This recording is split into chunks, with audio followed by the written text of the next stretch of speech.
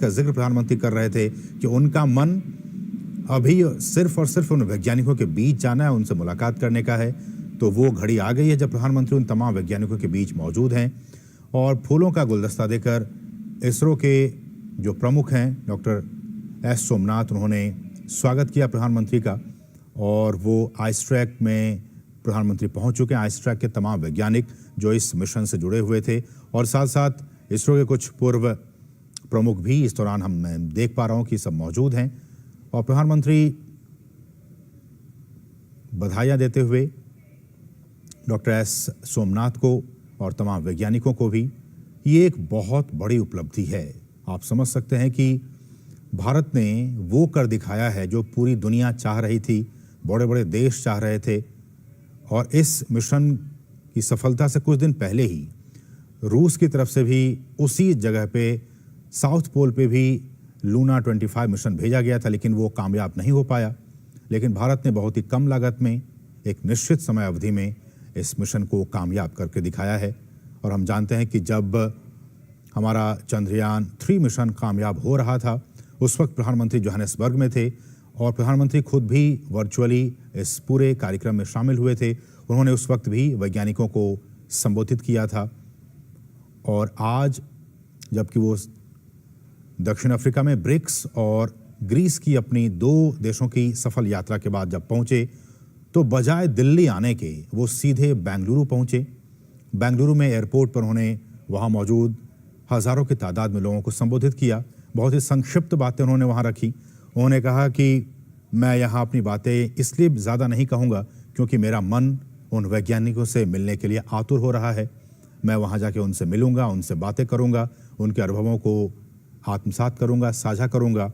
और ये तस्वीरें, प्रधानमंत्री की वो तस्वीरें जब तमाम वैज्ञानिकों के बीच इस वक्त प्रधानमंत्री मौजूद हैं। हम जानते हैं कि चंद्रयान 3 मिशन के जरिए भारत ने दुनिया में इतिहास रच दिया है। और इस वक्त प्रधानमंत्री इसरो परिसर में स्थित जो टेलीमेट्री, ट्रैकिंग और कमांड नेटवर्क सेंटर है, इस वक्त प्रधानमंत्री वहां पे मौजूद हैं। हमारी सहयोगी आयशा लगातार ट्रैक कर रही हैं इस पूरे कार्यक्रम को। आयशा, मैं देख पा रहा हूं कि तमाम वैज्ञानिकों के बीच जो कि इस पूरे मिशन में लगे हुए थे, उनके बीच प्रधानमंत्री हैं। उनके चेहरे पर काफ़ी खुशी और काफ़ी संतोष दिख रहा है और साथ ही साथ तमाम वैज्ञानिक भी काफ़ी खुश नजर आ रहे हैं अपने बीच पीएम को पाकर। जी हाँ, बिल्कुल। प्रधानमंत्री नरेंद्र मोदी ने जिस तरह से हमेशा से वैज्ञानिकों के हौसला अफजाई की है और उनका मनोबल बढ़ाया है, उसका जो नतीजा है वो प्रधानमंत्री के सामने उन्होंने पेश किया है। और चंद्रयान की सॉफ्ट लैंडिंग के जरिए उन्होंने साबित कर दिया कि देश के प्रधानमंत्री जब इस तरह से वैज्ञानिकों का हौसला या मनोबल बढ़ाते हैं तो किस तरह से वैज्ञानिक इस तरह के जो सॉफ्ट लैंडिंग जैसी कामयाबी के रिजल्ट। और ये आयशा मैं देख पा रहा हूं कि ये जो प्रज्ञान रोवर है वो जिस ट्रैक के जरिए नीचे उतरा, उसके बारे में भी इसरो के प्रमुख और जो सोलर पैनल्स है उनके बारे में समझा रहे हैं। जी जी बिल्कुल, यही वो सबसे दिलचस्प मोड़ है इस पूरे मिशन का थीम। जब लैंडर विक्रम जब चांद की सतह पर उतरा और उसके 2.5 घंटे के बाद रोवर प्रज्ञान जो है इस रैंप से नीचे उतरता है और फिर चांद की सतह की सैर कर रहा है। देखिए, रोवर जो है इस समय चांद पर करीब 1 सेंटीमीटर प्रति सेकंड की रफ्तार से रेंगते हुए चल रहा है। ये मानकर ये कह सकते हैं कि उसकी जो धीमी चाल है वो करीब 500 मीटर तक चलेगा लैंडर के साथ संपर्क बना के रखते हुए। और खास बात ये भी है कि रोवर अब कुछ ही दूरी पर जाने के बाद वो लैंडर की तस्वीरें भी खींचेगा। देखिए, लैंडर की तस्वीर खींचने के लिए रोवर को आगे बढ़ना होगा और रोवर में जो पेलोड लगे हैं, ये तमाम पेलोड जो है विशेष एक्सपेरिमेंट भी तय करेंगे, जिसके जरिए लूनर सरफेस और चांद पर जो भूकंप जैसी एक्टिविटीज है, सिस्मिक एक्टिविटीज कहलाती हैं, ये तमाम चीजें क्यों होती है, चांद के जो रहस्य हैं और जो चांद पर जो सॉइल है, जो मिट्टी है, इसका कॉम्पोजिशन क्या है, ये तमाम चीजें रोवर प्रज्ञान में लगे पेलोड्स के जरिए पता लगेगी। और जितने भी गहरे रहस्य हैं चांद पर, रोवर और विक्रम लैंडर मिलकर इस रहस्य से पर्दा उठाएंगे। और भारत के जो वैज्ञानिक हैं, इसरो के वैज्ञानिक, इस पूरे डेटा को एनालाइज करेंगे कि पूरे 14 दिन की ये स्टडी है। और 14 दिन के बाद चांद पर जो है एक दिन खत्म हो जाता है। धरती पर 14 दिन तो चांद का एक दिन होता है। तो 14 दिन तक वैज्ञानिक लगातार इस मिशन में डेटा जुटाते रहेंगे, एनालाइज करते रहेंगे। तो ये इस समय इसरो के वैज्ञानिक यही दिलचस्प हिस्सा जो इस मिशन का है, रैंप से कैसे प्रज्ञान को उतारा गया, कैसे प्रज्ञान तस्वीरें खींचकर भेजता रहा, और लैंडर विक्रम जो है उतरते ही चांद की सतह पर उतरते ही पहली तस्वीरें भेजा था, जहां से वो जिस जगह पर वो उतरा था उसकी पहली तस्वीरें भेजा। खास बात ये भी है असीम कि विक्रम का नाम जो है इसरो के संस्थापक डॉक्टर विक्रम साराभाई के नाम पर रखा गया है।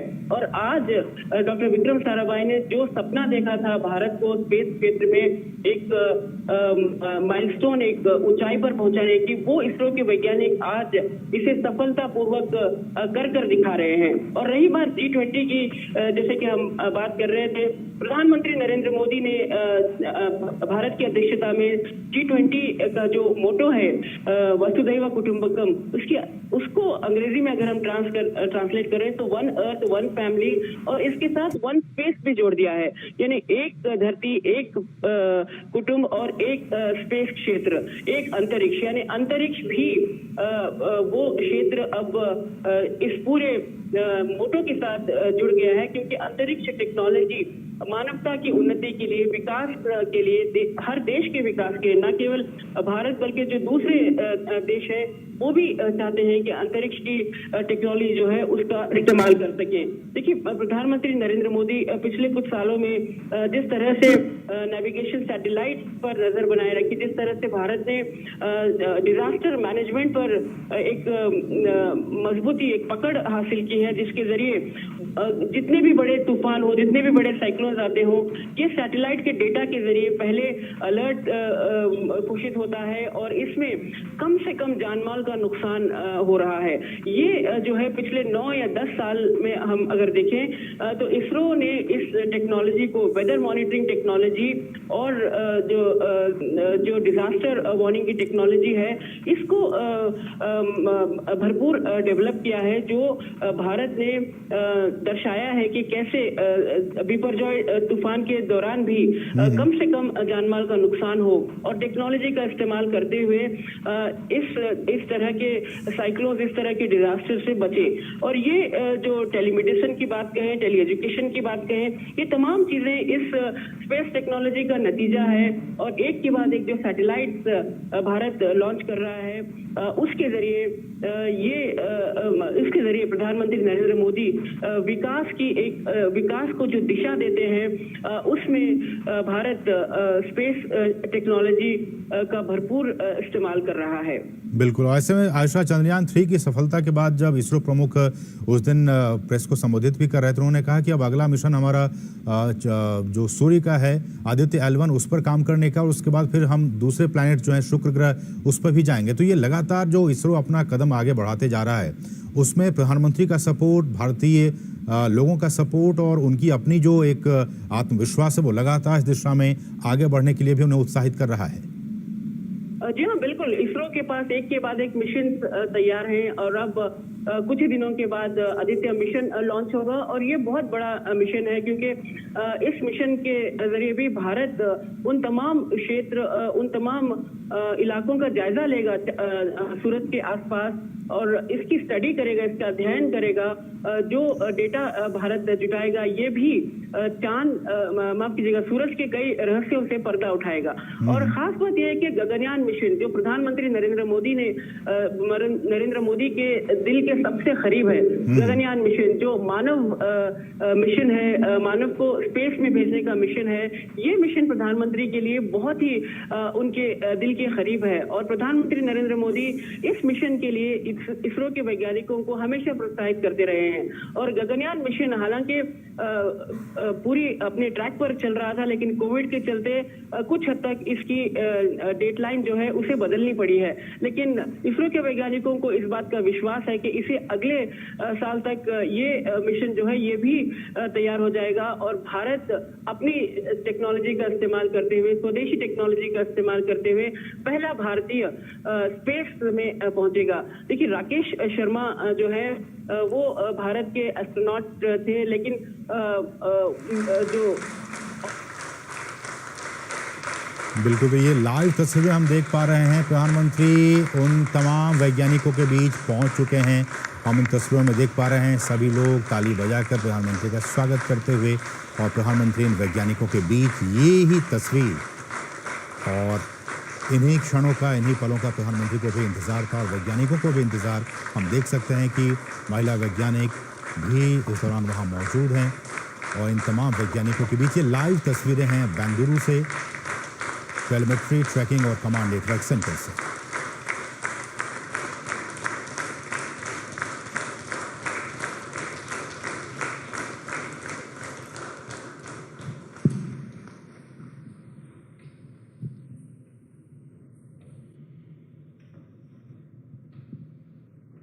आदरणीय प्रधानमंत्री जी, आपको सुस्वागतम।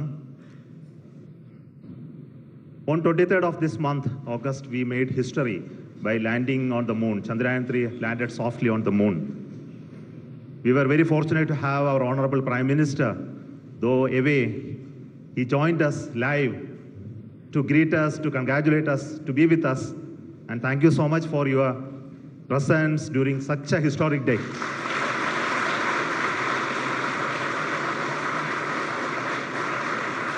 You promised us that you will come and meet us on that day, and you are here, and thank you so much for your gracious presence today amongst us.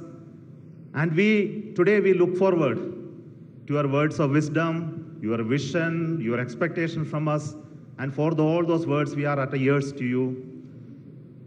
Honorable प्रधानमंत्री जी, आपको मेरा स्वागत इसरो में, ये कंट्रोल सेंटर में। Thank you sir.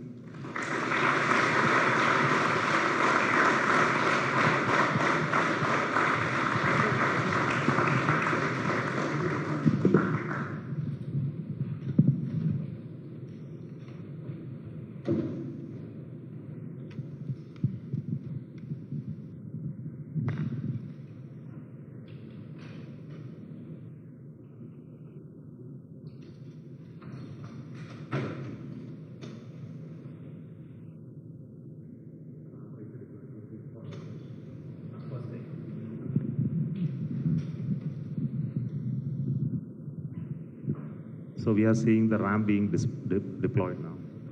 This is animation. We'll see the real.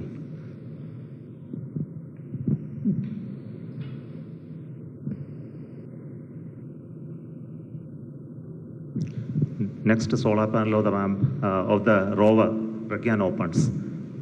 Then it establishes communication with the lander.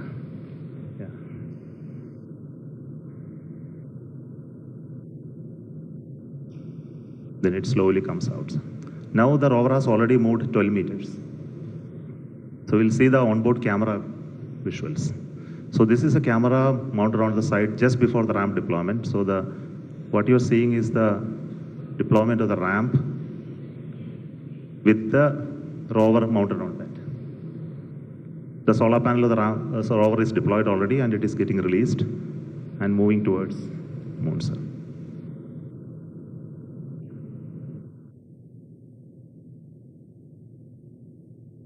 So these images take a lot of time to come to Earth because data rate and processing. So now this is the early morning image of today morning. The rover is almost out of the field of view. It will turn in the day today and look at the lander and take more pictures. Thank you.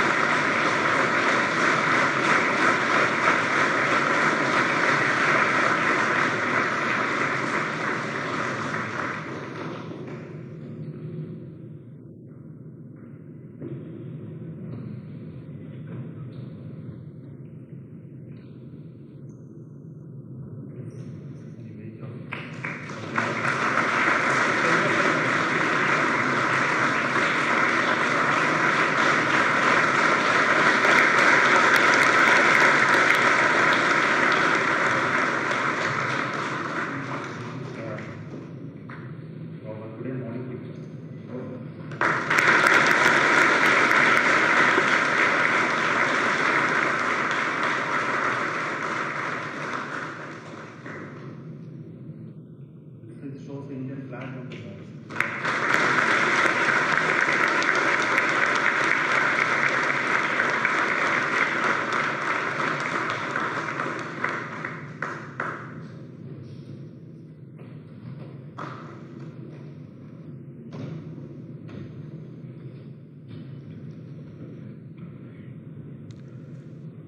नमस्कार friends.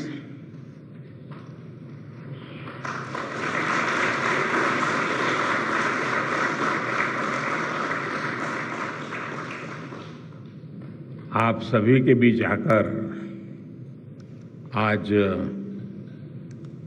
एक अलग ही खुशी महसूस कर रहा हूं। शायद ऐसी खुशी बहुत रेयर ओकेजन होते हैं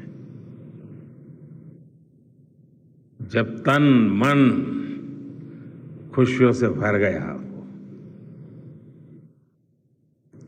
और व्यक्ति के जीवन में कई बार ऐसी घटनाएं घटती हैं कि वो बेसब्री हावी हो जाती है। इस बार मेरे साथ भी ऐसा ही हुआ है। इतनी बेसब्री,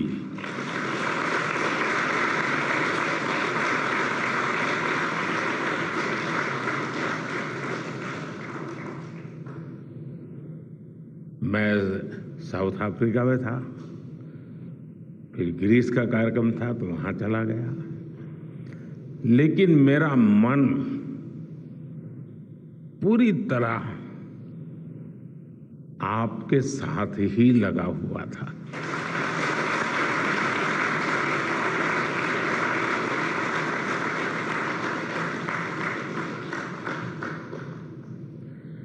लेकिन कभी कभी लगता है कि मैं आप लोगों के साथ अन्याय कर देता हूं। बेसब्री मेरी और मुसीबत आपकी। इतनी सवेरे सवेरे आप सभी को और इतना और टाइम, लेकिन बस मन कर रहा था जाऊं आपको नमन करूं। आपको दिक्कत हुई होगी, लेकिन मैं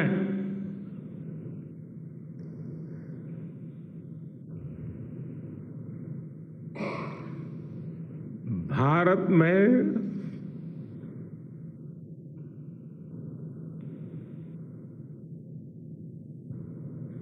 आते ही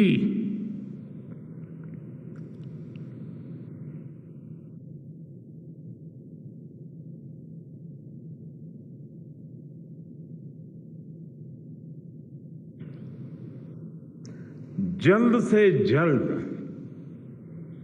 आपके दर्शन करना चाहता था।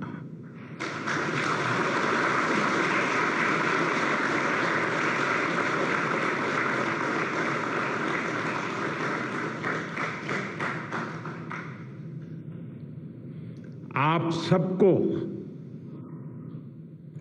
सैल्यूट करना चाहता था।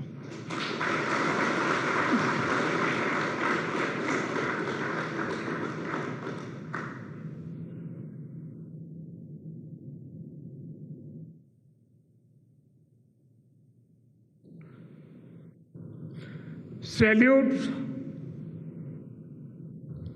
आपके परिश्रम को, सैल्यूट आपके धैर्य को, सैल्यूट आपकी लगन को, सैल्यूट आपकी जीवटता को, सैल्यूट आपके जज्बे को। आप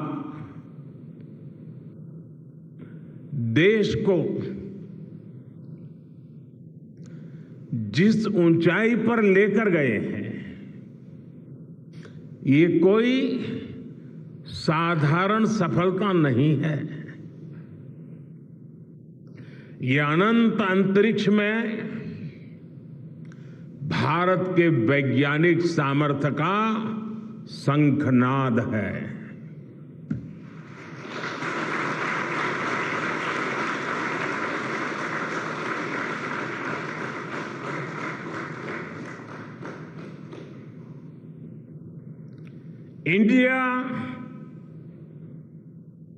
India is on the moon.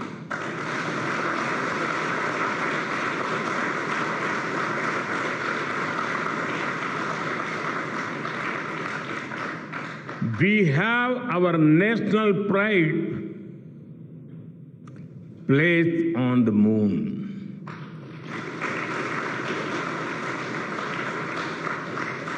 हम वहां पहुंचे जहां कोई नहीं पहुंचा था। हमने वो किया जो पहले कभी किसी ने नहीं किया था। ये आज का भारत है, निर्भीक भारत, जुझारू भारत।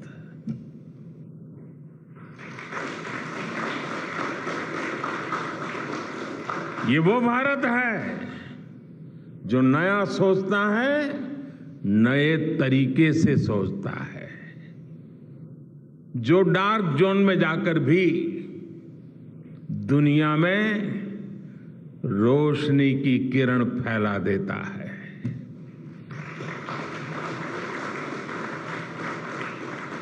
इक्कीसवीं सदी में यही भारत दुनिया की बड़ी बड़ी समस्याओं का समाधान करेगा। मेरी आंखों के सामने 23 अगस्त का वो दिन, वो एक एक सेकंड बार बार घूम रहा है। जब टचडाउन कंफर्म हुआ तो जिस तरह यहां इसरो सेंटर में पूरे देश में लोग उछल पड़े, वो दृश्य कौन भूल सकता है। कुछ स्मृतियां अमर हो जाती है। वो पल अमर हो गया। वो पल इस सदी के सबसे प्रेरणादायी क्षणों में से एक है। हर भारतीय को लग रहा था कि विजय उसकी अपनी है। खुद महसूस करता था। हर भारतीय को लग रहा था कि जैसे वो खुद एक बड़े एग्जाम में पास हो गया है। आज भी बधाइयां दी जा रही हैं, संदेश दिए जा रहे हैं, और ये सब मुमकिन बनाया है आप सबने, आपने।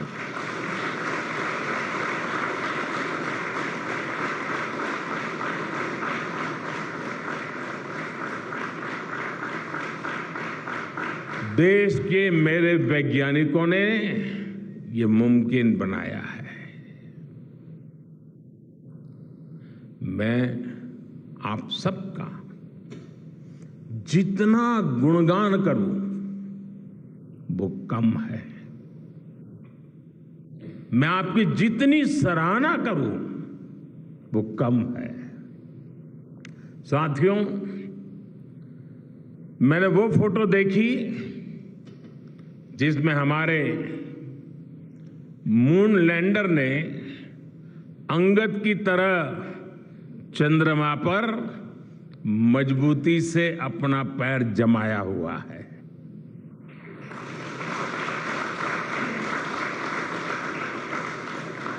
एक तरफ विक्रम का विश्वास है तो दूसरी तरफ प्रज्ञान का पराक्रम है।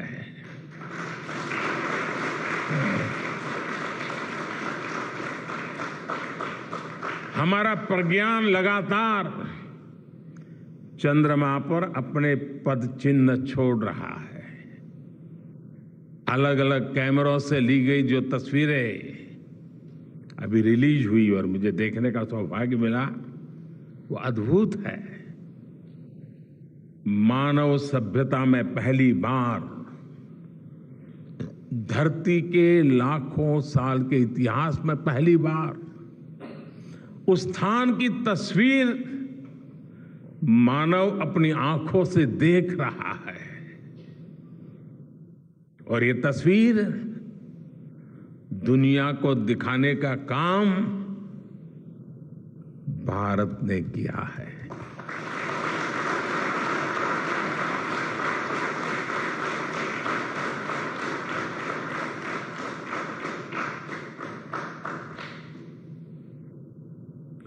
आप सभी वैज्ञानिकों ने किया है।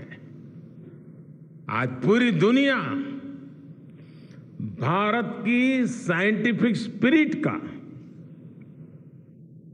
हमारी टेक्नोलॉजी का और हमारे साइंटिफिक टेम्परामेंट का लोहा मान चुकी है।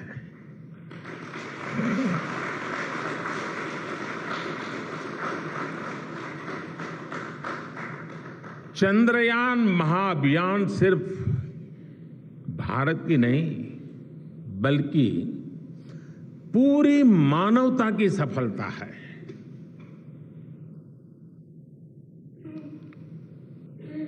हमारा मिशन जिस क्षेत्र को एक्सप्लोर करेगा उससे सभी देशों के लिए मून मिशंस के नए रास्ते खुलेंगे। ये चांद के रहस्य को तो खोलेगा ही, साथ ही धरती की चुनौतियों के समाधान में भी मदद करेगा। आपकी इस सफलता के लिए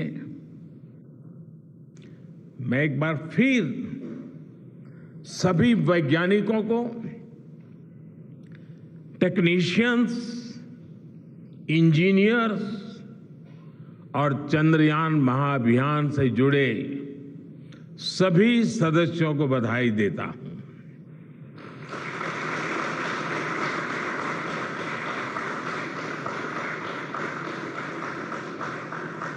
मेरे परिवारजनों, आप जानते हैं कि स्पेस मिशंस के टच डाउन पॉइंट को एक नाम दिए जाने की वैज्ञानिक परंपरा है। चंद्रमा के जिस हिस्से पर हमारा चंद्रयान उतरा है, भारत ने उस स्थान के भी नामकरण का फैसला लिया है।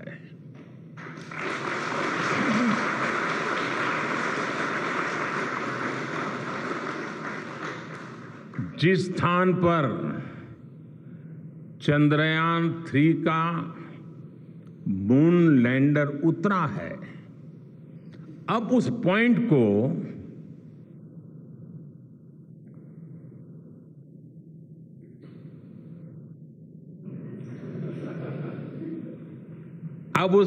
को शिव शक्ति के नाम से जाना जाएगा।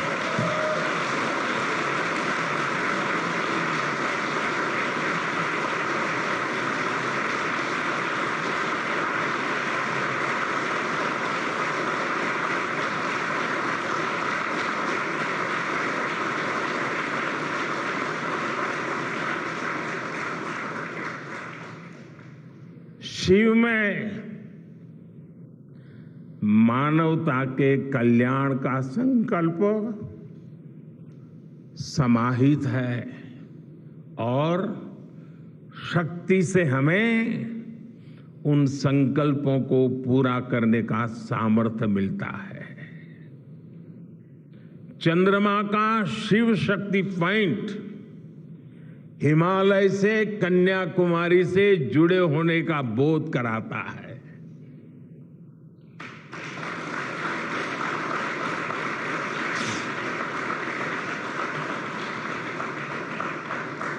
हमारे ऋषियों ने कहा है,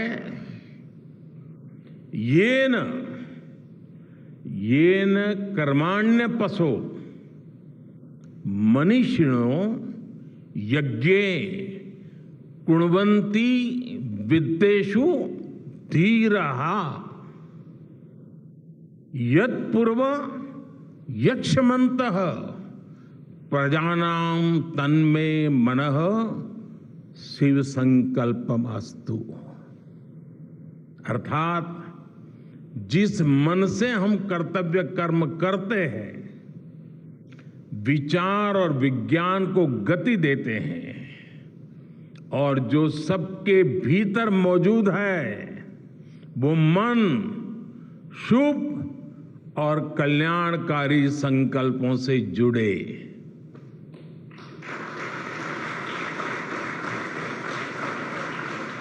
मन के इन शुभ संकल्पों को पूरा करने के लिए शक्ति का आशीर्वाद अनिवार्य है और ये शक्ति हमारी नारी शक्ति है।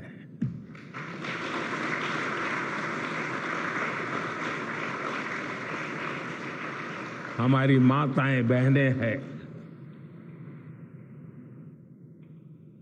हमारे यहां कहा गया है, सृष्टि स्थिति विनाशानां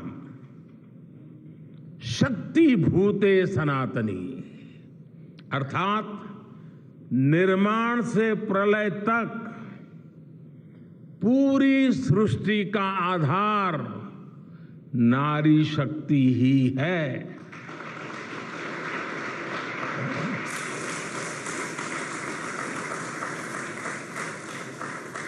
आप सबने देखा है,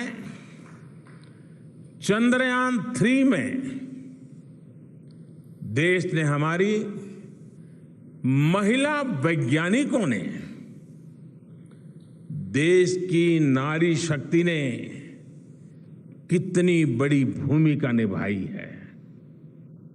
चंद्रमा का शिव शक्ति पॉइंट सदियों तक भारत के इस वैज्ञानिक और दार्शनिक चिंतन का साक्षी बनेगा।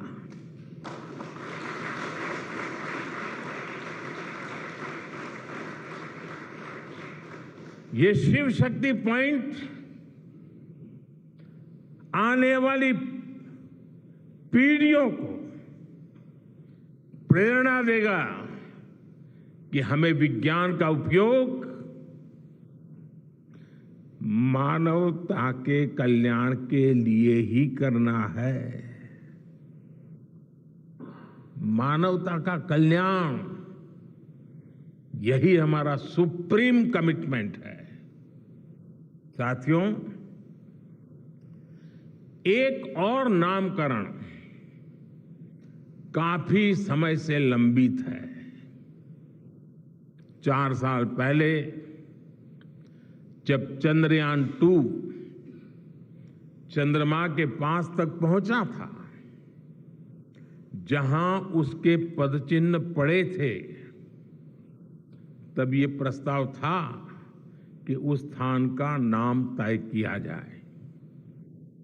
लेकिन उन परिस्थितियों में निर्णय लेने के स्थान पर हमने प्रण लिया कि जब चंद्रयान 3 सफलतापूर्वक चांद पर पहुंचेगा, तब हम दोनों पॉइंट का नाम एक साथ रखेंगे।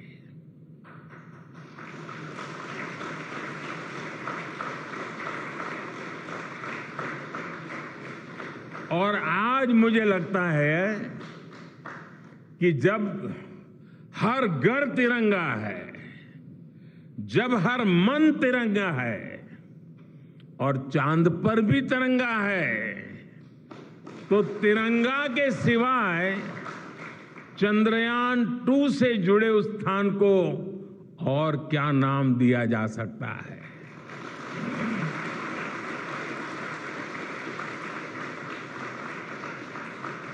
इसलिए चंद्रमा के जिस स्थान पर चंद्रयान 2 ने अपने पद चिन्ह छोड़े हैं, वो पॉइंट अब तिरंगा कहलाएगा।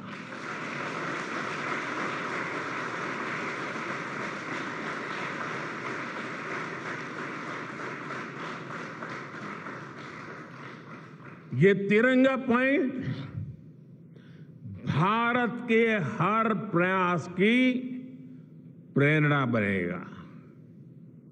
ये तिरंगा पॉइंट हमें सीख देगा कि कोई भी विफलता आखिरी नहीं होती। अगर दृढ़ इच्छा शक्ति हो तो सफलता मिलकर के ही रहती है। यानी मैं फिर दोहरा रहा हूं, चंद्रयान 2 के पद चिन्ह जहां है, वो स्थान आज से तिरंगा पॉइंट कहलाएगा।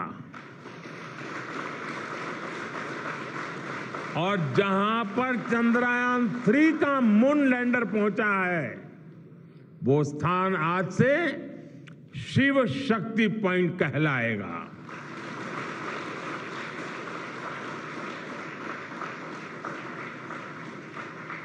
साथियों, आज भारत दुनिया का चौथा ऐसा देश बन चुका है जिसने चंद्रमा की सतह को छुआ है। ये सफलता तब और अधिक बड़ी हो जाती है जब हम ये देखते हैं कि भारत ने अपनी यात्रा कहां से शुरू की थी। एक समय था जब भारत के पास जरूरी तकनीक नहीं थी, सहयोग भी नहीं था। हमारी गिनती थर्ड वर्ल्ड यानी थर्ड रॉ में खड़े देशों में होती थी। थर्ड वर्ल्ड थर्ड रॉ में खड़े हुए लोगों में होती थी। वहां से निकलकर आज भारत दुनिया की 5वीं सबसे बड़ी अर्थव्यवस्था बना है।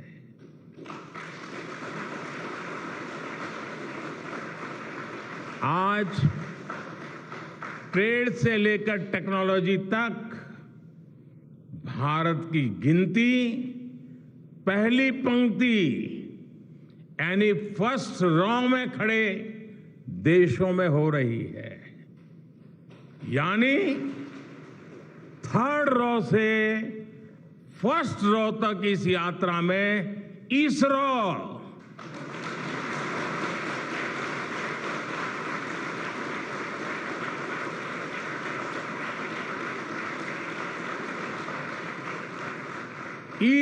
जैसी संस्थानों की बहुत बड़ी भूमिका रही है। आपने आज मेक इन इंडिया को चांद तक पहुंचा दिया है।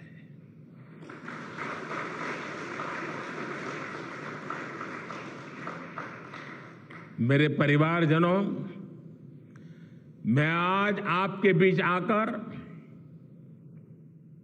विशेष तौर पर देशवासियों को आपकी मेहनत के बारे में बताना चाहता हूं।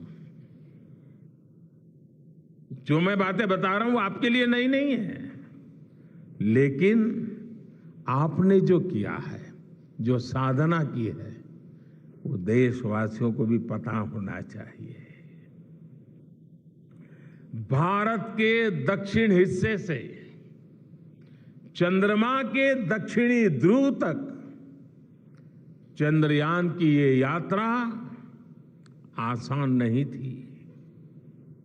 मून लैंडर की सॉफ्ट लैंडिंग सुनिश्चित करने के लिए हमारे वैज्ञानिकों ने इसरो की रिसर्च फैसिलिटी में आर्टिफिशियल मून तक बना डाला। इस आर्टिफिशियल मून पर विक्रम लैंडर को अलग अलग तरीके से सरफेस पर उतारकर उसका टेस्ट किया गया था। अब इतने सारे एग्जाम देकर हमारा मून लैंडर वहां गया है तो उसे सक्सेस मिलनी ही मिलनी थी।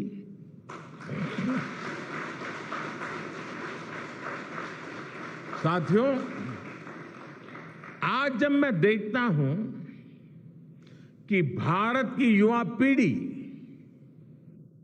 साइंस को लेकर, स्पेस को लेकर, इनोवेशन को लेकर इतनी एनर्जी से भरी हुई है तो उसके पीछे हमारे ऐसे ही स्पेस मिशंस की सफलता है। मंगलयान की सफलता ने, चंद्रयान की सफलता ने, गगनयान की तैयारी ने देश की युवा पीढ़ी को एक नया मिजाज दे दिया है। आज भारत के छोटे छोटे बच्चों की जुबान पर चंद्रयान का नाम है। आज भारत का हर बच्चा आप वैज्ञानिकों में अपना भविष्य देख रहा है। इसलिए आपकी उपलब्धि सिर्फ ये नहीं है कि आपने चांद पर तिरंगा लहराया, लेकिन आपने एक और बड़ी उपलब्धि हासिल की है, और वो उपलब्धि है भारत की पूरी पीढ़ी को जागृत करने की, उसे नई ऊर्जा देने की।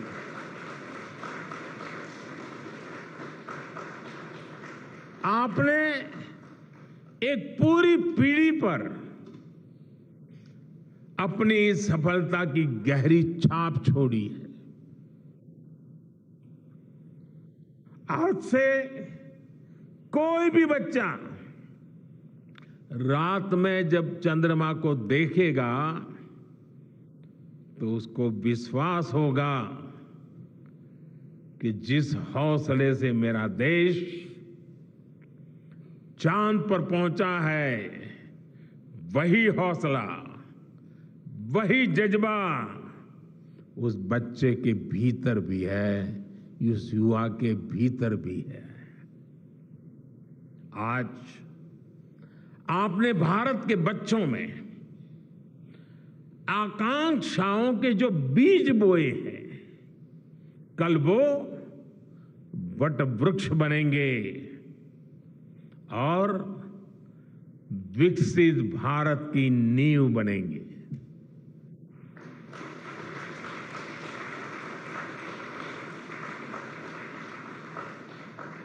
हमारी युवा पीढ़ी को निरंतर प्रेरणा मिलती रहे, इसके लिए एक और निर्णय लिया गया है। 23 अगस्त को जब भारत ने चंद्रमा पर तिरंगा फहराया, उस दिन को अब हिंदुस्तान नेशनल स्पेस डे के रूप में मनाया जाएगा।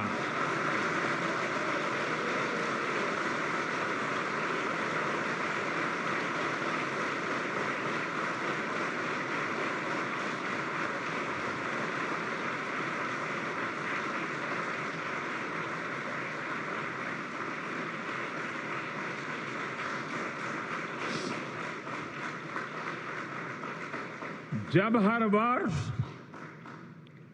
National space day science, technology और इनोवेशन की स्पिरिट को सेलिब्रेट करेगा, हमें हमेशा हमेशा के लिए प्रेरित करता रहेगा।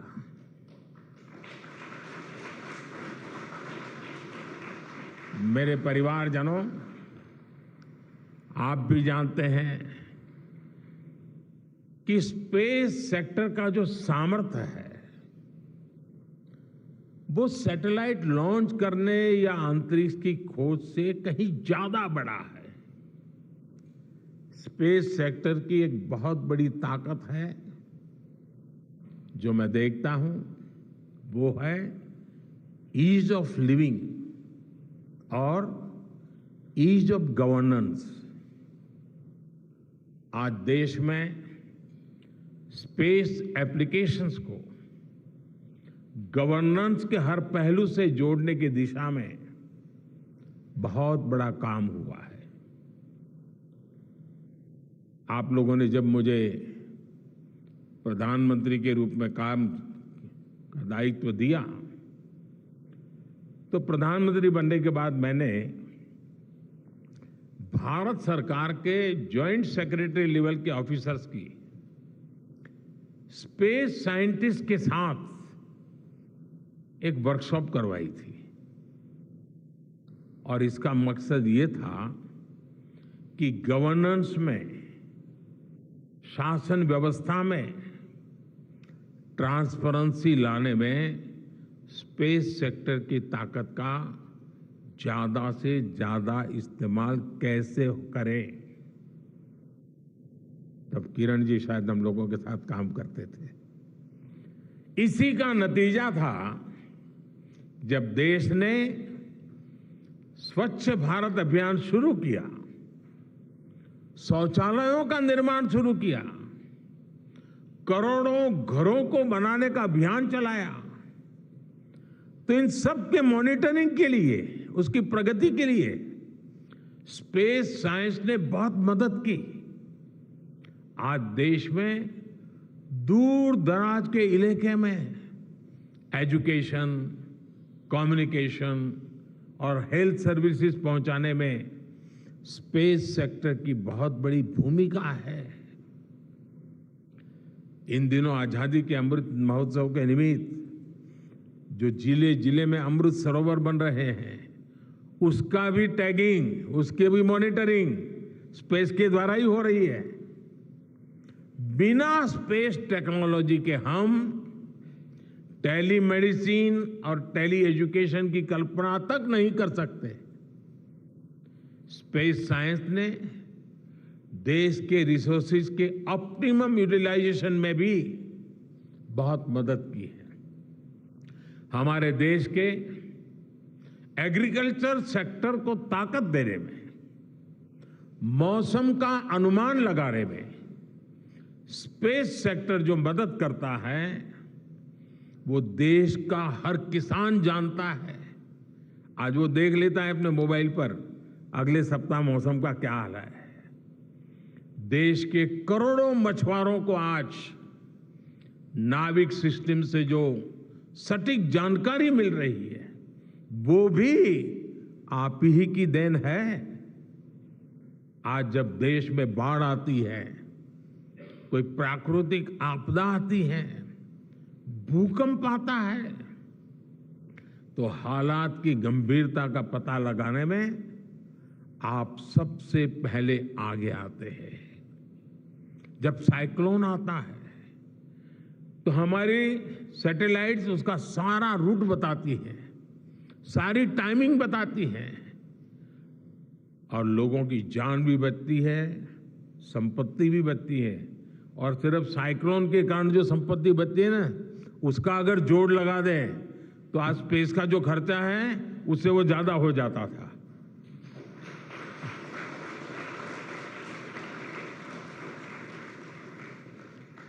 हमारे पीएम गति शक्ति नेशनल मास्टर प्लान का आधार भी स्पेस टेक्नोलॉजी ही है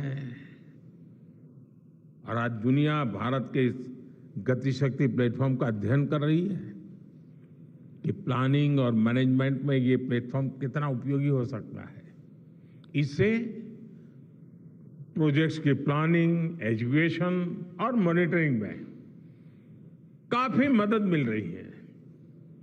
समय के साथ बढ़ता हुआ स्पेस एप्लीकेशन का ये दायरा हमारे युवाओं के लिए अपॉर्चुनिटीज भी बढ़ा रहा है, अवसर बढ़ा रहा है। और इसलिए आज मैं एक सुझाव भी देना चाहता हूं और मैं चाहूंगा कि आपके यहां से जो रिटायर्ड लोग हैं वे इसमें काफी मदद कर सकते हैं। अब ये मत बोलिएगा कि इतनी सुबह सुबह मोदी जी यहां आए और कुछ काम भी दे करके जा रहे हैं। साथियों, मैं चाहूंगा कि इसरो केंद्र सरकार के विभिन्न मंत्रालय और राज्य सरकारें मिलकर गवर्नेंस में स्पेस टेक्नोलॉजी पर एक नेशनल हैकाथॉन का आयोजन करें। इस हैकाथॉन में ज्यादा से ज्यादा युवा, ज्यादा से ज्यादा यूनिवर्सिटी, ज्यादा से ज्यादा नौजवान वो शामिल हो, जुड़े। मुझे विश्वास है ये नेशनल हैकाथॉन हमारी गवर्नेंस को और प्रभावी बनाएगा, देशवासियों को मॉडर्न सॉल्यूशंस देगा। और साथियों, आपके अलावा मैं अपनी युवा पीढ़ी को एक और टास्क अलग से देना चाहता हूं।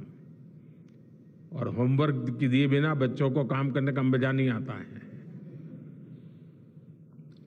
आप सब जानते हैं कि भारत वो देश है जिसने हजारों वर्ष पूर्व ही धरती के बाहर अनंत अंतरिक्ष में देखना शुरू कर दिया था।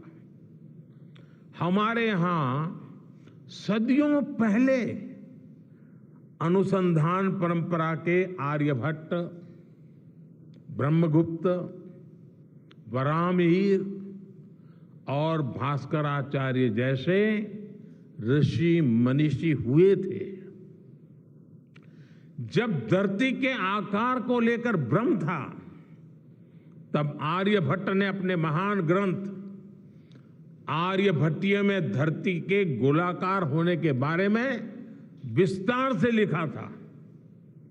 उन्होंने एक्सिस पर पृथ्वी की रोटेशन और उसकी परिधि की गणना भी लिख दी थी। इसी तरह सूर्य सिद्धांत जैसे ग्रंथों में भी कहा गया है, सर्वत्रैव महिगोले, सर्वत्रैव महिगोले स्वस्थानम उपरि स्थितम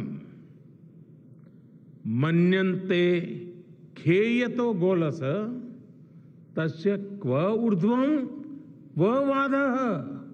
अर्थात पृथ्वी पर कुछ लोग अपनी जगह को सबसे ऊपर मानते हैं, लेकिन ये गोलाकार पृथ्वी तो आकाश में स्थित है, उसमें ऊपर और नीचे क्या हो सकता है, ये उस समय लिखा गया था। ये तो मैंने सिर्फ एक श्लोक बताया है। ऐसी अनगिनत रचनाएं हमारे पूर्वजों ने लिखी हुई है। सूर्य, चंद्रमा और पृथ्वी के एक दूसरे के बीच में आने से ग्रहण की जानकारी हमारे कितने ही ग्रंथों में लिखी हुई पाई जाती है।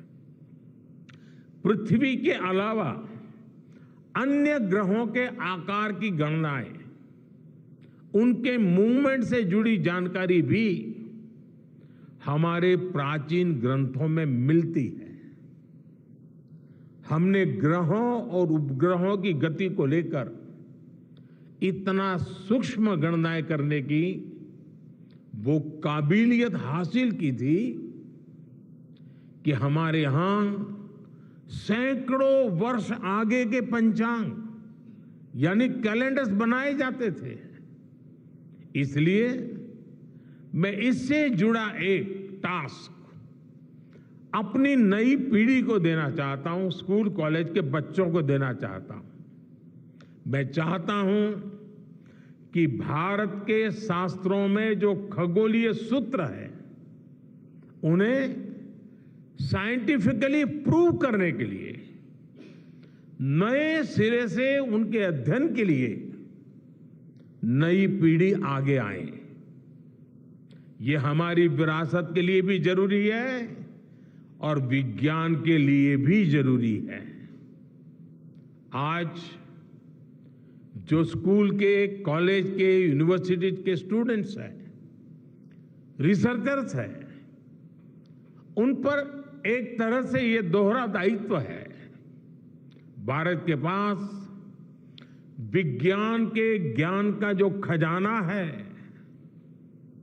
वो गुलामी के लंबे कालखंड में दब गया है, छिप गया है। आजादी के इस अमृत काल में हमें इस खजाने को भी खंगालना है, उस पर रिसर्च करनी है और दुनिया को भी बताना है। दूसरा दायित्व ये कि हमारी युवा पीढ़ी को आज के आधुनिक विज्ञान, आधुनिक टेक्नोलॉजी को नए आयाम देने हैं। समंदर की गहराइयों से लेकर आसमान की ऊंचाई तक,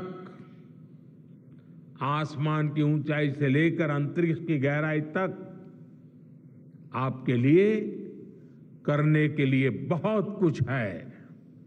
आप डीप अर्थ को भी देखिए और साथ ही डीप सी को भी एक्सप्लोर करिए।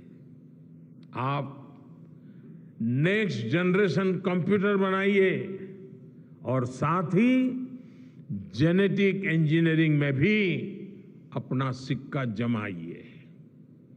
भारत में आपके लिए नई संभावनाओं के द्वार लगातार खुल रहे हैं।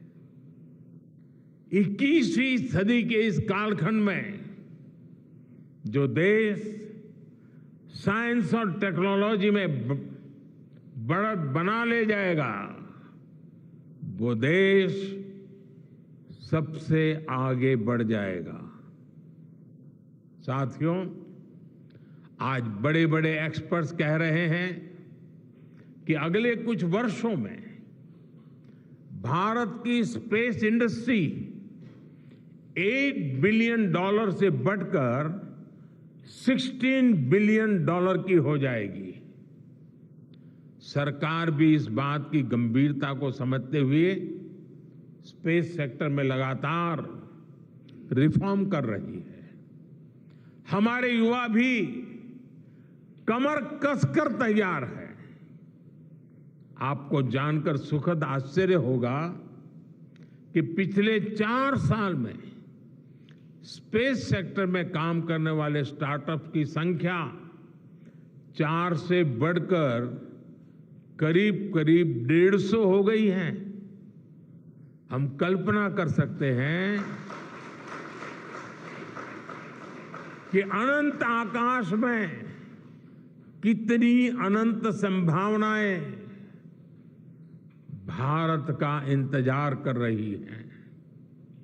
वैसे कुछ दिन बाद 1 सितंबर से MyGov हमारे चंद्रयान मिशन को लेकर बहुत बड़ा क्विज कंपटीशन लॉन्च करने वाला है। हमारे देश के स्टूडेंट्स इससे भी शुरुआत कर सकते हैं। मैं देश भर के स्टूडेंट से आग्रह करूंगा कि आप सभी बड़ी संख्या में इससे जुड़े। मेरे परिवारजनों, देश की भावी पीढ़ी को आपका मार्गदर्शन बहुत आवश्यक है। आप जो इतने सारे इंपॉर्टेंट मिशंस पर काम कर रहे हैं, वो आने वाली पीढ़ी ही आगे ले जाने वाली है। आप उन सभी के रोल मॉडल हैं। आपकी रिसर्च और आपकी वर्षों की तपस्या, मेहनत ने साबित किया है कि आप जो ठान लेते हैं वो आप करके दिखाते हैं। देश के लोगों का विश्वास आप पर है, और विश्वास कमाना छोटी बात नहीं होती है दोस्तों। आपने अपनी तपस्या से विश्वास कमाया है।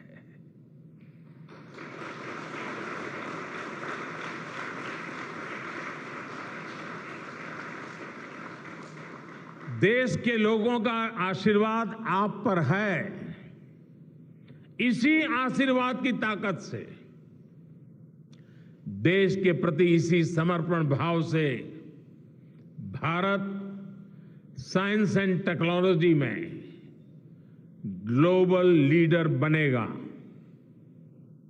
और मैं आपके बीच बड़े विश्वास के साथ बताता हूं, इनोवेशन की हमारी यही स्पिरिट ही 2047 में विकसित भारत के सपने को साकार करेगी। इसी विश्वास के साथ मैं फिर एक बार आप सबके दर्शन करके पावन हुआ हूं। देशवासी गौरव से भरे हुए हैं। सपने बहुत तेजी से संकल्प बन रहे हैं,